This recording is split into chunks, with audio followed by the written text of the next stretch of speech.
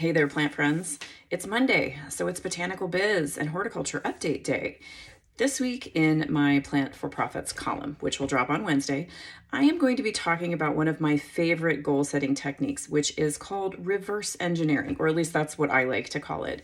So often when I'm working with a client or a student or a career transitioner, perhaps on a gardening horticulture project, estate greenhouse project, a botanical business, horticulture related that someone is starting, plant shop, garden center, garden design, or an existing business that they need to get back on track, or somebody who's looking to transition their career into the horticulture industry, one of the top questions that I get is, where do I start? And my answer to that question is always at the end. And if you're one of my clients, I know you've heard me say this to you probably more than once. We need to start at the end.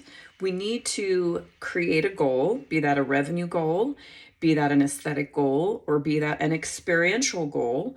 If you are a career transitioner, what would you like to do? What would you like to earn? If you have a business, what are your profit goals and lifestyle goals?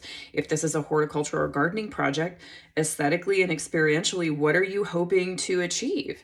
If you don't manifest those goals in some sort of tangible form, it's really tough to make the right decisions along the way, along that path to creating that business, growing that business, making that career transition, or creating a beautiful garden.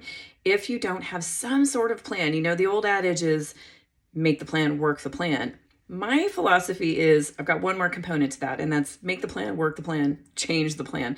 Too often I think people are worried about setting a specific goal for a project or a business because then they're afraid that they might not hit it, or they might hit it, and then what would they be responsible for if they did succeed? And I think that fear holds a lot of people back from planning. But the plan can change. The plan can change whenever you want. But if you don't set a target or create a vision to start with that you can work backwards from to make all the right decisions and choices along the way, you just may never get to that place you really want to be because you've never clarified it. You got to trigger that reticulating activator in your brain to focus on the right things and make the right decisions by setting a goal. It's like us gardeners and plant people. We buy a ton of plants. We have no place to put them, and then they linger on the patio or they don't thrive in the house because we didn't have a plan for where to put them. It's fun to buy all those plants, but we never end up having the experience or hitting that goal, that we set for buying them in the first place. So having a plan that you can reverse engineer is a big part of success. In my opinion, it has been for me and for you. So Plant for Profits column will drop on Wednesday.